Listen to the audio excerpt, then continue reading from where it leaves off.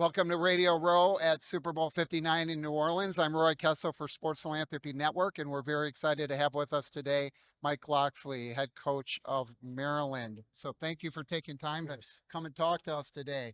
Tell us what you're walking around, what your focus is. I know you've done a great job with the program, really elevating what's been going on at Maryland, but most importantly, working to help develop young men. Yeah, I tell you, this I'm doing my second job besides being the head coach at Maryland, the founder of the National Coalition for Minority Football Coaches, and here basically to create some awareness of the organization that we think plays a huge role in developing the young people at all levels. Because when you think of football coaches, a lot of people forget we're teachers and we're the influencers in most communities, and now that we have women playing the game and the advent of flag football, coaches are really important, and how they're developed, how they're prepared, how they're promoted and produced is really important. And through our organization, we're trying to create and help develop opportunities.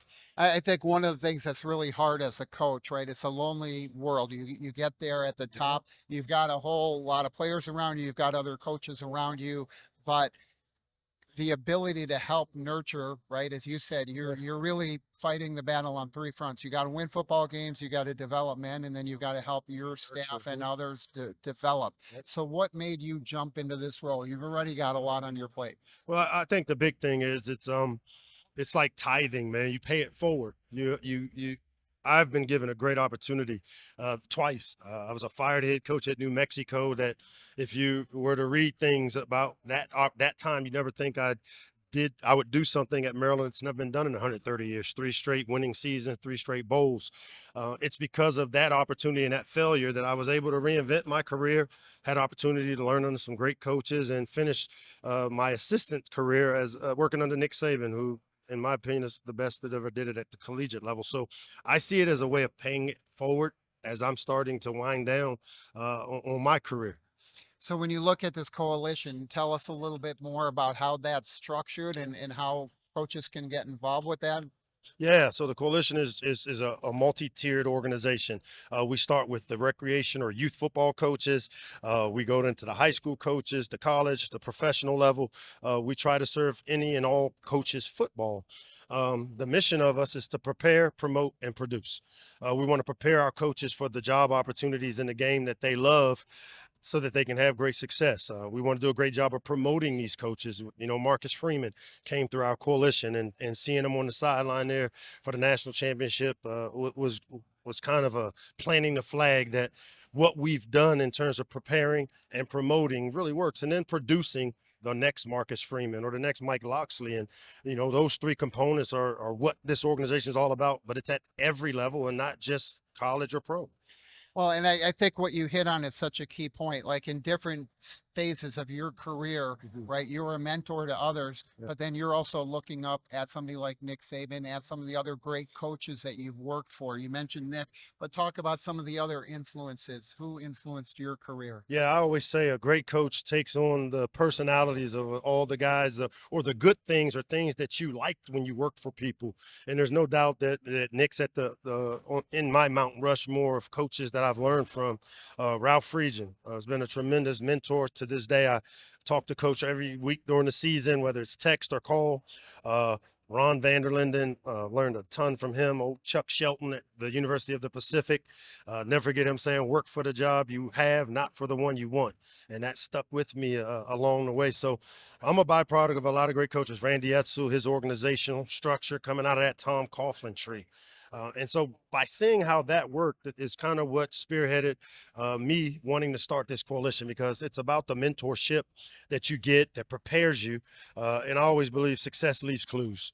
And I think one of the things that's really challenging right now in the coaching space, right, is obviously the landing of NIL and the portal all at the same time, right? Historically, you knew you got you had to recruit, you had to fight the battle, you had to win that battle.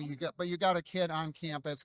In all likelihood, you're going to have 3, 4, 5 years to work with them. Now you might only have 3 months to really capture that person's attention and keep them engaged. Yeah, well, it's a little twofold, because one, it's a business now. We went from the amateurism or the developmental league of what college football was to stepping into the professional ranks of it.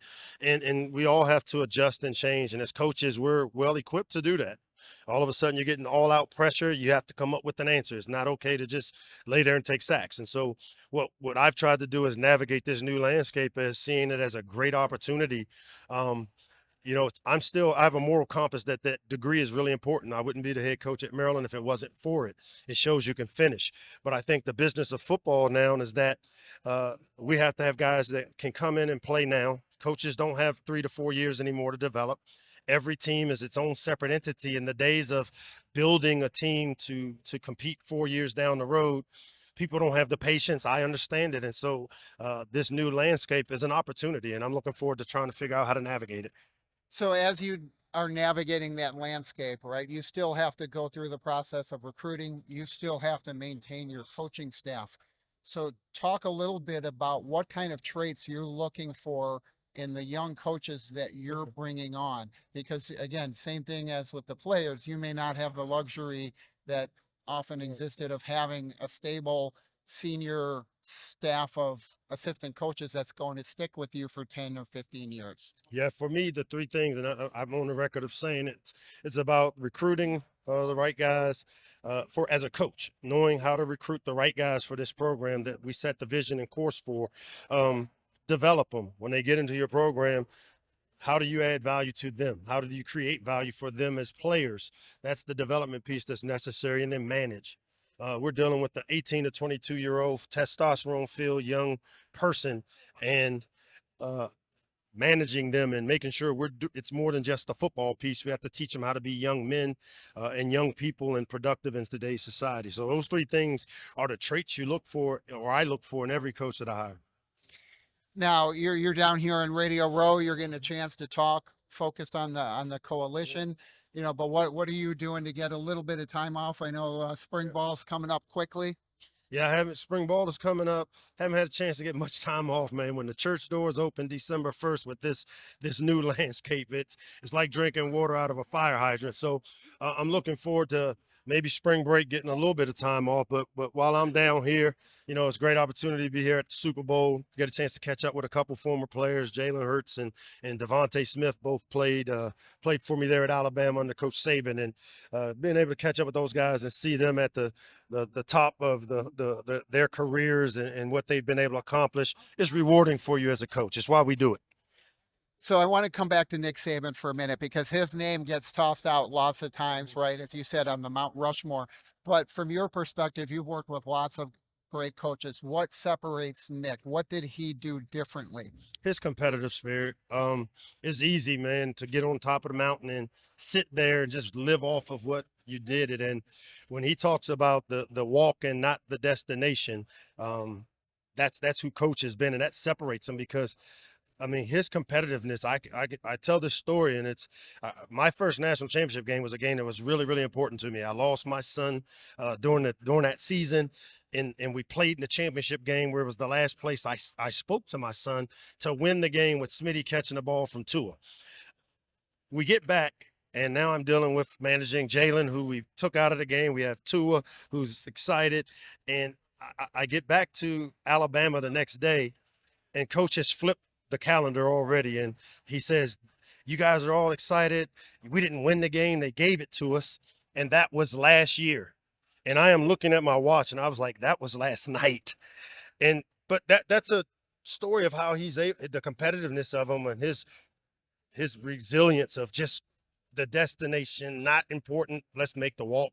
That separates him from a lot of the coaches I've had a chance to work with and for. And I had a coach that had worked for him. And the one thing that he said about Nick that separated out, he's like, Nick never asked us to do anything he didn't do. If he asked me to be there at 5 a.m., he was there at 4. If he asked me to stay till 2 a.m., he stayed till 3. And that was something that's really stuck with me because people don't see, right? They see you on the sidelines. They see a snippet of a 3.5 hour window on usually a Saturday, now maybe a Friday or a Thursday, but right, it's very different than what you go through, the number of hours that you invest in a given week. Yeah, there's no doubt. And again, that's a great adjective for coach, but I always equated it always felt like 4th and 1. on the balls on the 1 yard line, 4th and 1 with no time left. That's kind of how coach approached coaching. It was like everything was critical. Everything was important, doing everything right for this one opportunity. And that's the resiliency that he showed. And I think that's what separated him.